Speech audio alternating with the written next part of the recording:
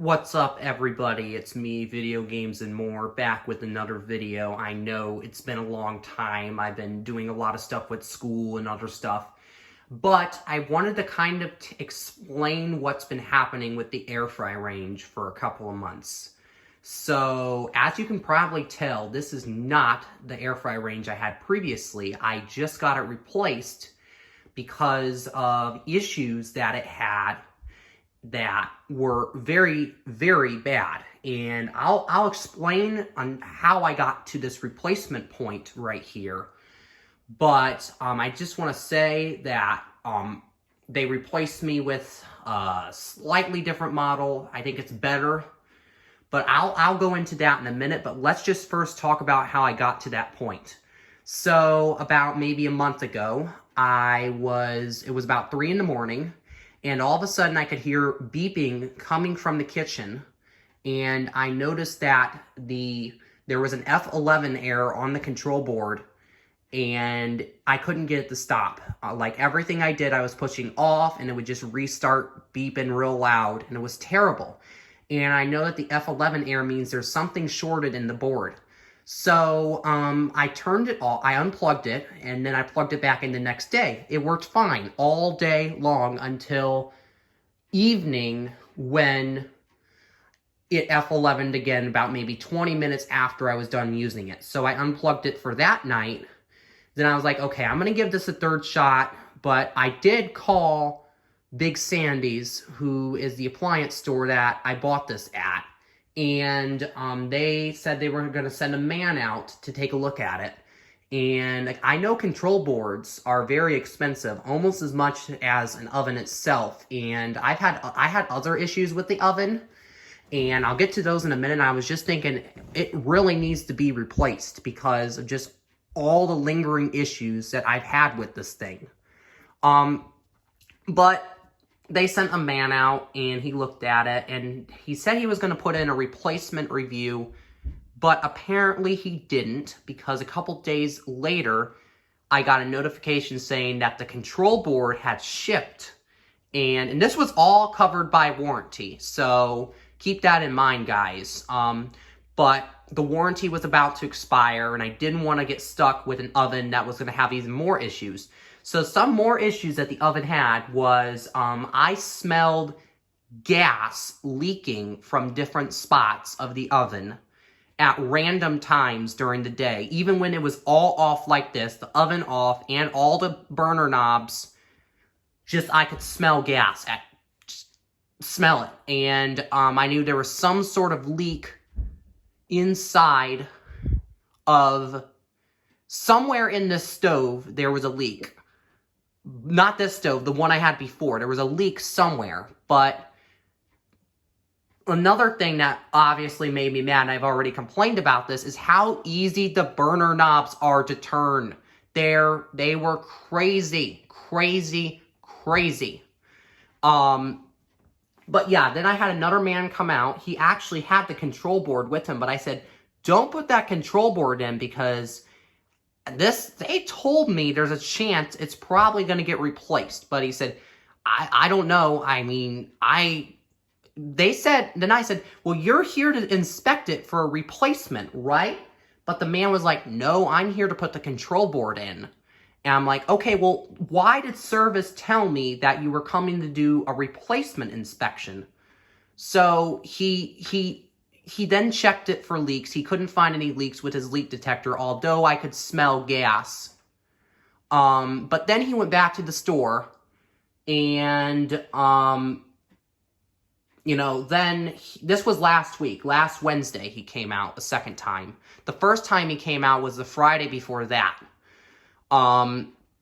But then he said he was going to put a replacement review in. Apparently he didn't, because I got another text message saying that there were more parts being ordered.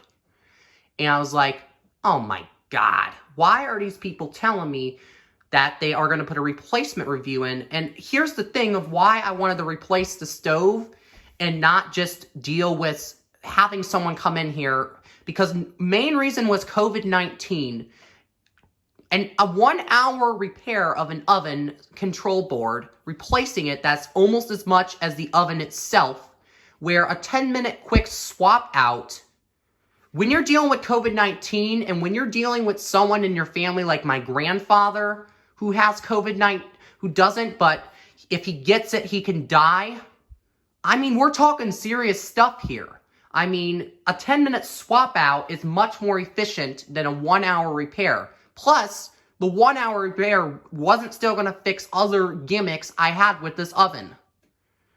So I called back and I kept complaining. Well, I didn't keep complaining. I just kept saying how I think it needs to be replaced. The stove I have is a lemon. It's a lemon. You guys need to replace it. It's a lemon. But the lady said, okay, well, and she did this multiple times in the past. I'll talk to my manager and have my manager give you a call back in the morning. Well, the manager never called me.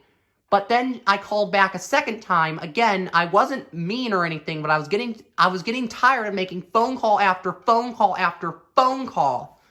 So I finally said it again. I said, okay, we'll have your manager call in the morning and we'll see what they can do, but I can't guarantee you anything. So then later that evening, not even the next day, I get a phone call, and it's that same lady I talked to earlier. And she called back and said she's spoken with her manager and that there was going to be no replacement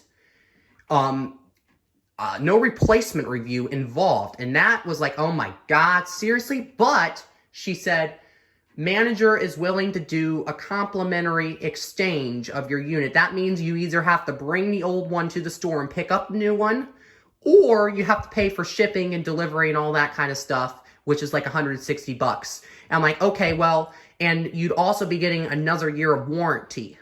So I'm like, okay, well, I guess I'll do the $160 option if I'm going to be getting a brand new oven that's a newer model with all these issues fixed. And then with getting my previous oven fixed and still having some gimmicks, which I'll get to in a minute, and then having someone come in my house and work on my oven for an hour compared to a quick 10-minute swap out. So I was like, okay, so me and Grandpa went to Big Sandy's, we did the paperwork, and here I am 3 days later, and it came. The replacement came. I'm really in love with this thing. It has so many of the issues. Well, I'd say all the issues that I had with the other oven are fixed, and we'll go over them all. So let's start. First of all, I'll show you a detailed tour of it. It's very pretty. The burner layout is the same on the cooktop as the previous. And then the control panel, there you go. And then inside the oven, pretty similar to the other one, but there's just a couple of things that I want to go over that makes this one stand out compared to the previous generation. So, first of all, I'm guessing you're probably wondering about this right off the bat. The burner knobs. So, these burner knobs feel much more sturdy. You can see they actually push in a lot farther than what the other burner knobs did. And plus, if it's turned like this, it's not leaking gas. It'll only begin to leak gas when you get to right here. And that's when it should light. So you're never going to be leaking raw gas unless you turn past your ignition point, which these knobs are sturdier and harder to do that with than the previous model. So that's the main reason why I wanted this replaced, is because of these burner knobs.